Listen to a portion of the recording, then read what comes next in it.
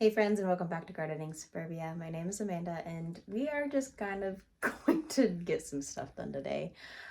So I'm currently in my office I have my seed starting stuff and all of my market booth stuff. So this shelf is usually where I have my seed starting stuff, my seeds growing.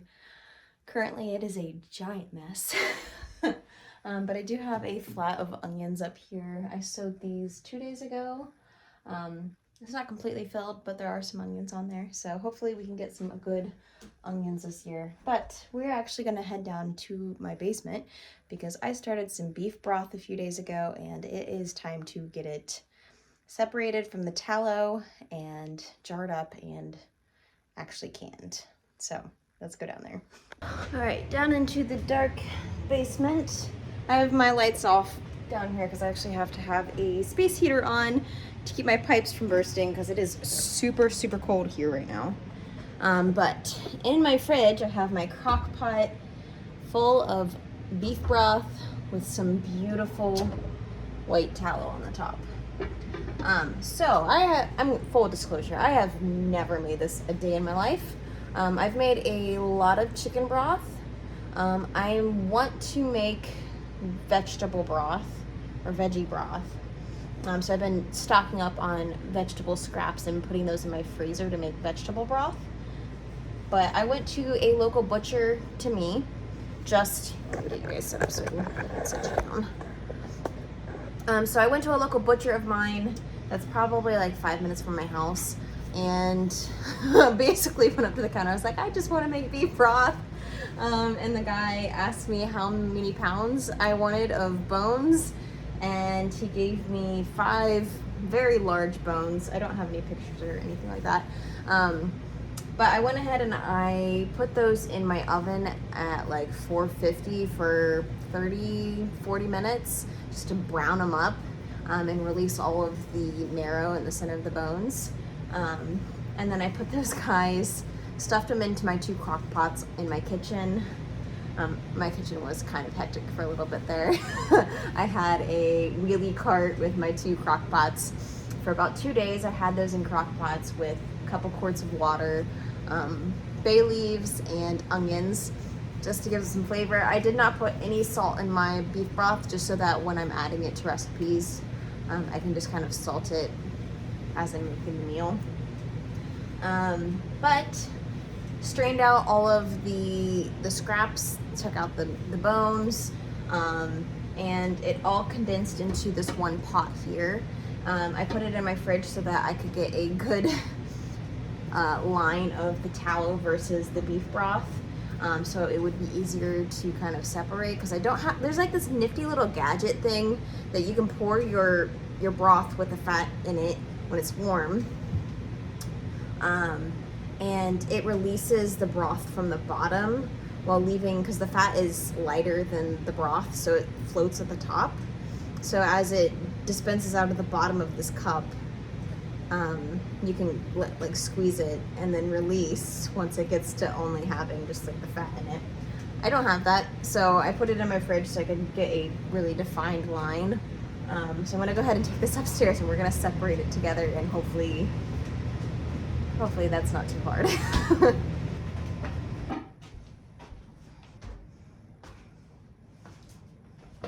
An escape artist.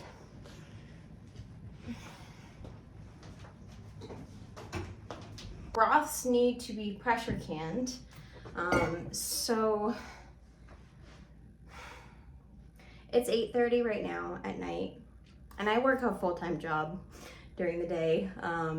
So I don't know if I want to do this tonight, because what I've noticed is that it usually takes me quite a while to get, just because I'm still getting the practice of pressure canning, getting into a groove with pressure canning. It usually takes me quite a while to actually get up to the correct pressure that I need to can these guys. And I know that I want to can some French onion soup. I bought a bunch of onions because I had the intentions of making French onion soup. So I'm thinking what I'm gonna do is I'm gonna separate this potentially. Maybe I'll just separate this and get it into jars. Pop them back in my fridge. I don't know. We'll see what we're doing. You guys gotta look at this. Look how good that tallow looks. So, funny story. Maybe not necessarily funny. So for my day job, I'm a maid. I clean houses for a living. I do all natural cleanings. And I actually saw in one of my clients' house a product that made me think, wow, I should probably make that. She had a hand cream that was labeled tallow, which I had asked my coworker, who is a vegetarian, if she knew what tallow was, and she had no idea.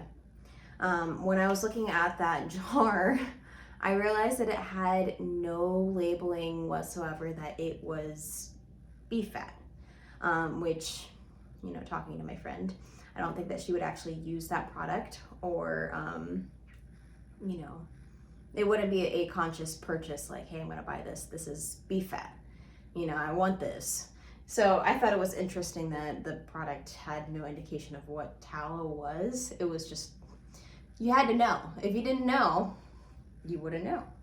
But anyway, tallow is actually a beautiful product that you can use in cooking, or you can use in beauty products, which I think I'm going to see about using. It has a lot of vitamins in it, and a lot of really good oils that are good for your skin. So I'm not exactly sure on the full extent of all of the goodness that tallow is. I just know that it's a product that I want in my house, and by making this beef broth, I also have tallow, which is a byproduct. And instead of just tossing it, I'm going to use it. I think I'm kind of putting off getting this done because I'm kind of afraid that this is going to be a lot more work than I was anticipating. Okay, utensil, what should I use? This looks like a good tool, so I'm going to use this. We need a vessel to put this in. Let's go for the Pyrex, which, if you guys were here with me for my calendula salve video, this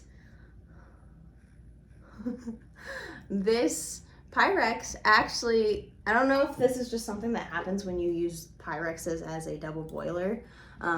This one's actually named brand Pyrex. This one is a mason ball jar Pyrex.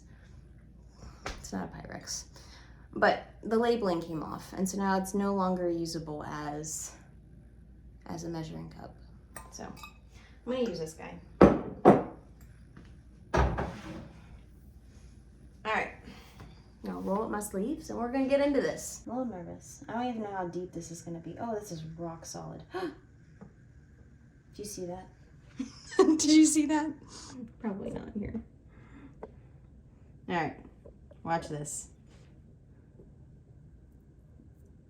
It's got a little, ooh, it's bouncy. Okay. See, okay. After we take off this top layer, it's gonna reveal the beef broth. And if the beef broth is jello-y, that means that we made a good bone broth, like a good broth. That's the kind of broth that's got all those nutrients, and that's gonna give you that delicious soup, which I love soup. So let's see what we got here. Let me zoom you guys back out.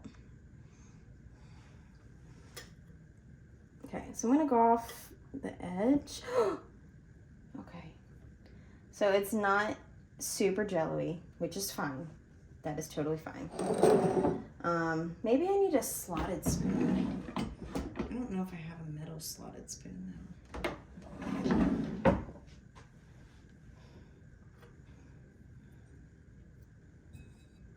Okay. Oh, I feel like I messed it up. I think the plus side of doing this while it is cold is that it should just be able to separate pretty easily. Oh my gosh. Ah! It's like little ice chunks, but not ice.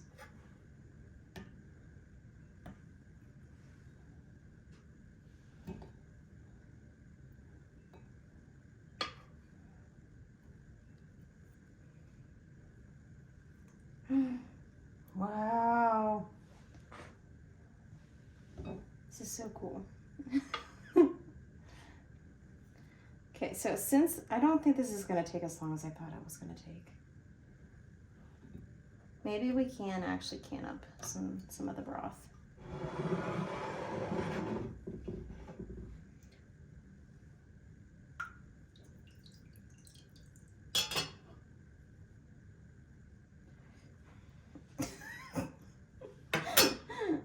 Set the spoon down, Amanda.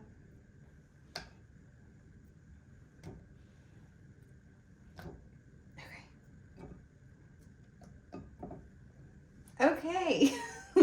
So we still have a few like fat chunks in here. This is where I wish I had like one of those really small skimmers. Like the ones that you would use for like deep frying or just a small sieve. I have a bigger one that I can use.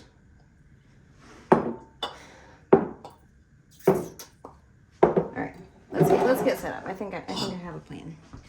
I feel like this is gonna be 5 quarts or 4 quarts or maybe 4 quarts and a pint.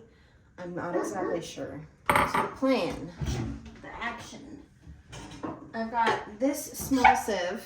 I'm gonna put it in here. It's gonna catch the bigger chunks of fat that are still solid. Got some fresh jars. I actually need to look something up because I need to know how much headspace I need to be leaving on these jars so that I get a proper seal, proper canning. I need to know how long I'm going to be canning these for, as well as what pressure I need to do this at. So I am at the base altitude. If you're going to be canning anything, you will need to know what altitude you're at, because that will change the starting pressure for your cans at base altitude. So whatever the directions say for timing, that is what I'm going to follow. But please make sure that you guys are following safe canning practices, at least when you're first getting started. There are a few rebel canning groups out there, so do with that what you will. You are the owner of your kitchen. You get to decide how you're going to cook and how you're going to preserve. I just would recommend that you get to know safe canning practices before you start veering off to the side. So this is my altitude, 873 feet. So I still do have my original canning guide. That is my cat Sabo. He wishes to go into the basement, which he is not allowed to go into the basement because it is cold as heck down there. So there's Greenstalk. Okay, so after we get this all separated, we're going to be reheating my beef broth up to be hot.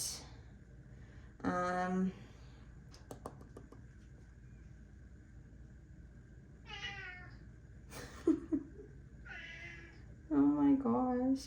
So we're going to be processing this at 11 pounds of pressure. Pints 20 minutes and quarts 25 minutes for processing above 2,000 feet altitude. See page 46 for recommended pounds per pressure. So since I'm at the baseline, I'm going to be doing 11 pounds, 25 minutes for my quarts and 20 for pints. So I'll just go ahead and keep that guy out here. Get my weight back, my little Pyrex, and we're going to siphon this goodness into here while keeping out that. That's what I didn't look up. Headspace. Soup or soup stock is quickly and easily canned. Soup should always be cooked ready for serving, then poured into hot jars. Oh. Okay. Leaving 1 inch headspace.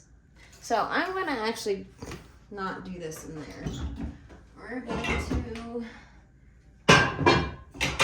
not be goofy about this. Less steps, Amanda, less steps. Okay, so we are going to pour this concoction, this beautiful beef broth, into my stock pot so I can reheat it because it needs to be hot if we're going to be putting it into our jars. So let's restart.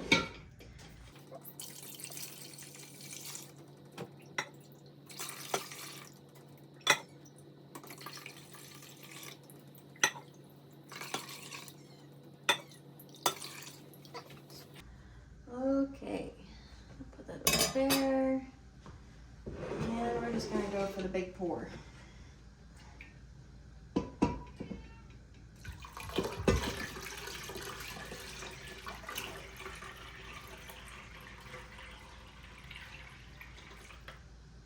Look at that, peppercorn. Our beautiful stock pot of broth. It looks like we do still have a few tiny specks of fat in there. That's gonna be fine. We got the majority out, which is what we want. We don't want there to be too much extra fat in this just because it will not process correctly. So, now that I've got a counter full of dirty dishes, this is from a canning project I did yesterday. So we've got water in here still from canning up some tomatoes. Just plop this out of the way for now. All right. So we are going to get some lights on. We're gonna pop this bad boy on this back burner. I'm gonna put a lid on this because I do not want this to reduce.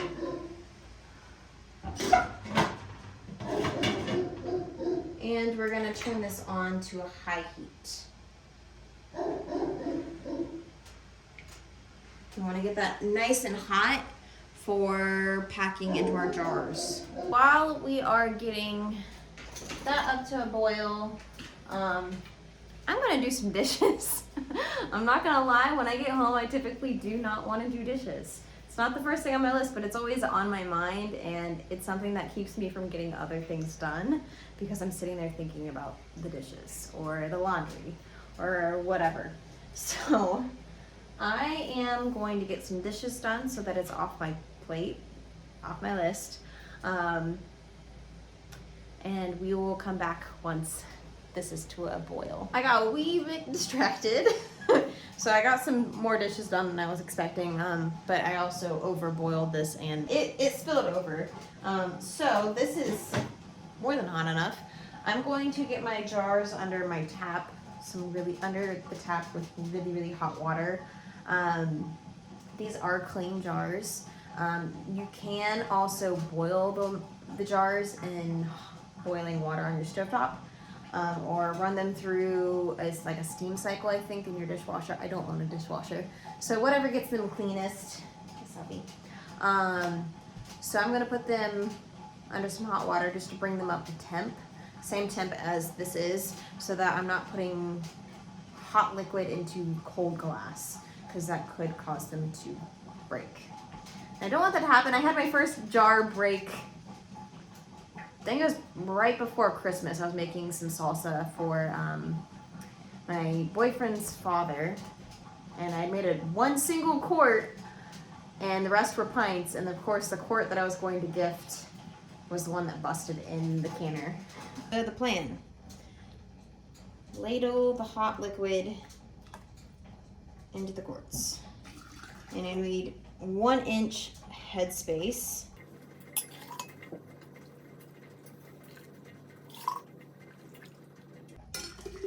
Which for these guys would be up to this first rim. You can use the little nifty headspace bubble popper thing that they give you in the kit. I'm just gonna use my eyeballs. So I've done so many jars that I trust that that is the 1 inch.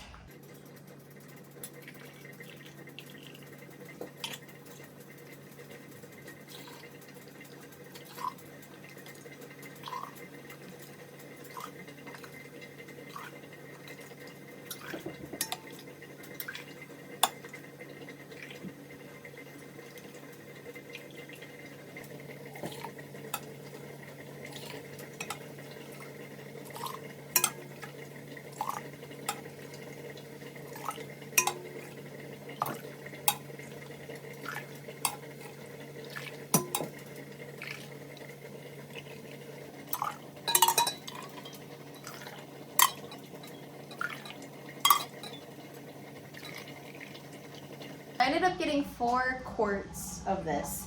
Plus there is just a tiny smidgen left in my pot.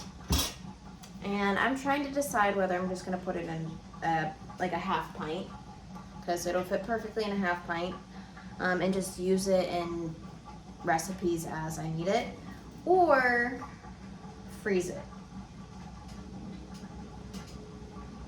What do you think I should do, Sabi?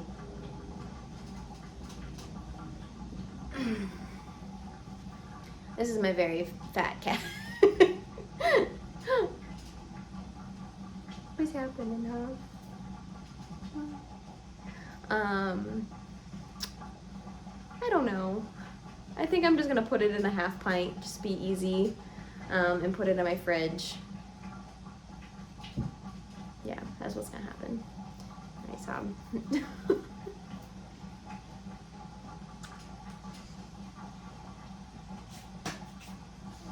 Alright, half pint.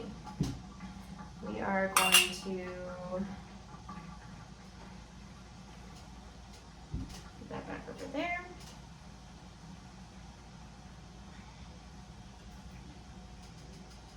Ooh, those are hot.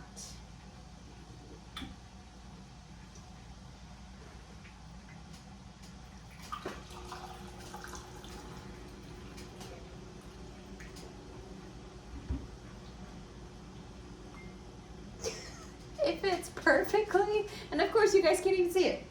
It literally fits a half pint perfectly.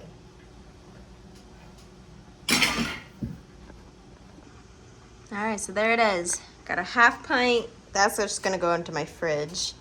And then 4 lovely quarts of beef broth, which I don't know what the actual color of these should be. I don't know if they should be darker or if this is just normal. This is what we're gonna go for. Canner is steaming away. I don't have the lid actually on. I just had it placed on there so that it wouldn't release all of the smoke, or not smoke, but steam. So the next step, we need to wipe these rims, get them nice and clean, put a good new lid on with a band, and then we need to pop these into our canner and get this up to pressure. I personally like to use a paper towel, but you can use a towel or whatever you want. For this guy, I'm just going to pop an old lid on it and seal it up. I'm going to leave this on my counter just for a little bit so it can cool down before I pop it into my fridge. With these guys, I'm going to get this wet a little bit. Just get the rims nice and clean, free of debris. Since these jars are so hot, any liquid that's on it, that's water, just evaporates super fast. All right, so got new lids. I'm gonna pop those on nice and center. I like to put my finger in the center of that and then give it a nice little twist.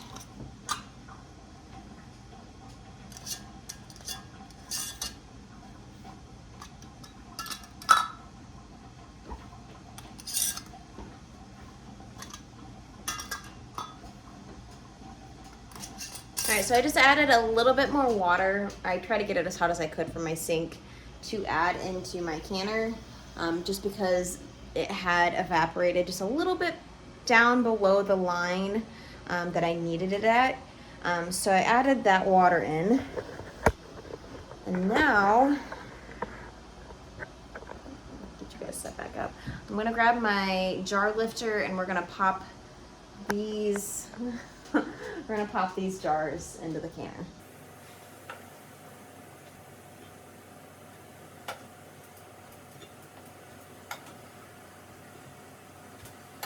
The very first time that I pressure canned something, I went onto YouTube and I looked for someone who made it simple and yet made me feel a little bit safer and a little more easy about doing it myself. Because I know a lot of people get really scared about pressure canning because the horror stories of things exploding. So I followed that guy. I will try to find that video because I think it was really helpful. It is an older video, it's an older gentleman, but he did a good job. I felt secure enough to then can myself, at least in the pressure canner. And from that video, I went ahead and I wrote a little like guideline to help myself walk through it, at least the first, I don't know how many times it's gonna take until I feel easy enough doing it from memory. So the first step is that we need to get the lid on. Oh, hi. My cat. What are you doing? Can you let go of my pants? No? Okay.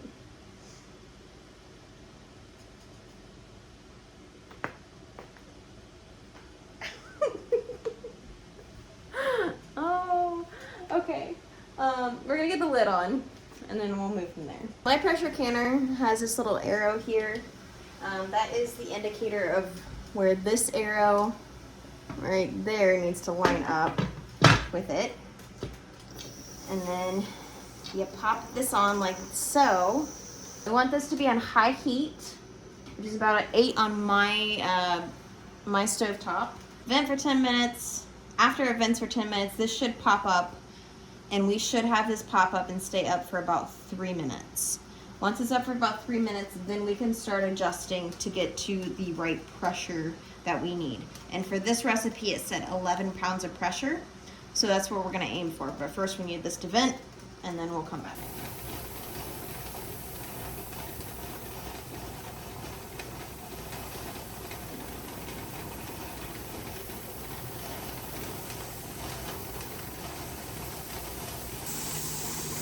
All right, so this guy popped about 3 minutes ago. I set a timer for that and it just went off. So the next thing that we need to do is put our weight onto this little gauge right here.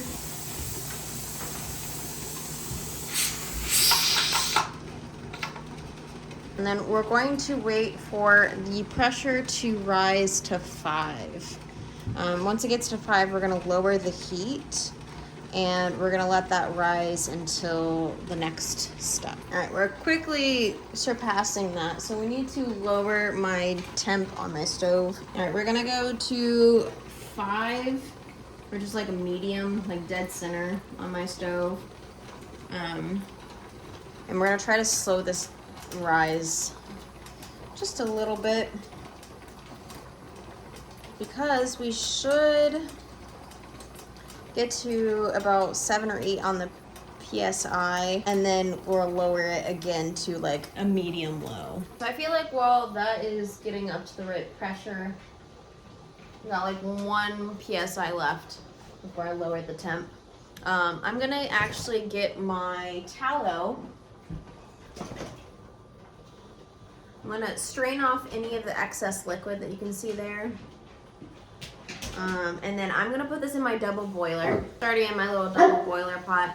We're gonna bring this up to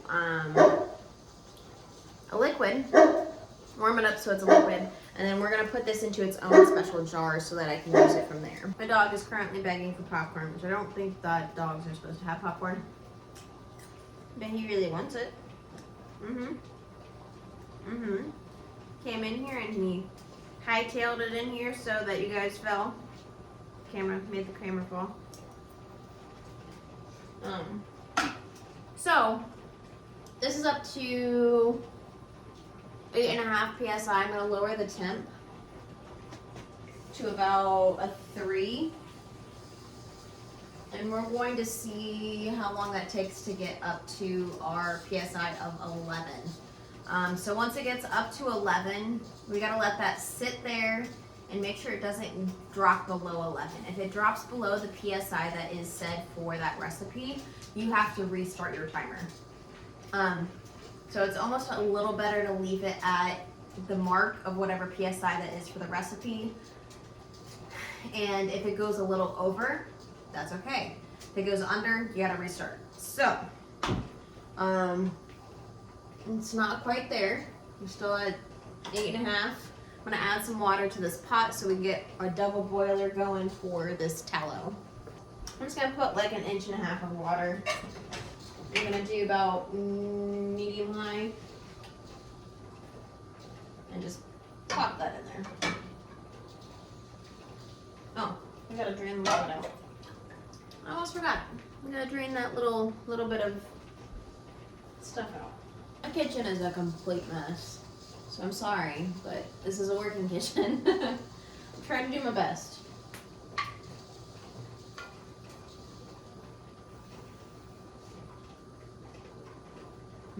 Awesome.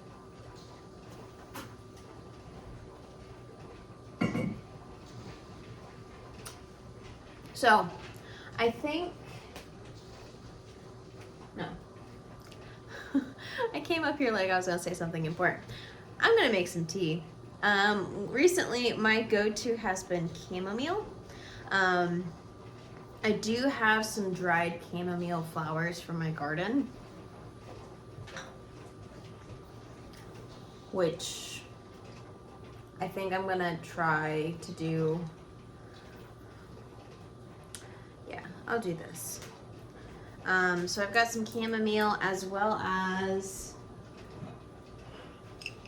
some dehydrated oranges. So I'm gonna make a little homemade tea. All right, so I wasn't sure if this was gonna work. This is just a coffee filter, and I have my little tiny funnel in here. And I think it's going to work.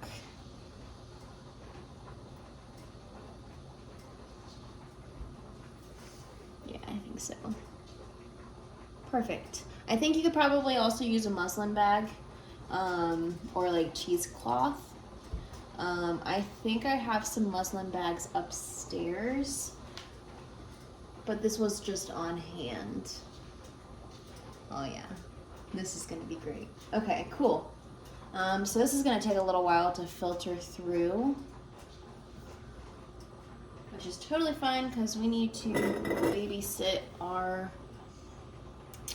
pressure canner because it is almost at 11. All right, so we are at 11 pounds. I'm going to lower this to about a 3.5-ish and try to keep it at 11. I'm gonna start my timer for 25 minutes since we've reached 11, and hopefully we will finish this very shortly because it is almost 11 o'clock at night. All right, friends, we finally have reached the timer, which means what we're gonna do next is I'm going to turn off the heat. I'm not gonna touch anything on my canner. I'm not gonna take the weight off. I'm not gonna remove the lid. I'm gonna let this just sit and let it just, you know, naturally lower in PSI. It's gonna release the pressure just because I'm not putting heat onto it. So I'm probably gonna just let this sit until morning. And in the morning, once the pressure valve says that it's at 0, which by morning it'll be at 0, I can then remove the weight, I can remove the lid, and those jars in the canner can come out. When you're pressure canning, when it's settling in the PSI, you're letting that PSI go down, you don't wanna mess with your canner at all. Don't move it, don't touch it, just let it be. Remove it, or turn off the heat and just let it sit. So that's what I'm gonna do. I'm all finished with that project. I am going to finish up my tallow back here. I still have some in my Pyrex that needs to be transferred over to my pint jar. I think I need to switch out my my filter because it is not dripping anymore, and I don't want this to solidify in the Pyrex. So I'm going to finish that off camera. Thank you so much for spending time with me tonight. I will go ahead and pop another video up here for you. But until the next time, thank you guys so much for joining me, and I'll see you guys in the next one.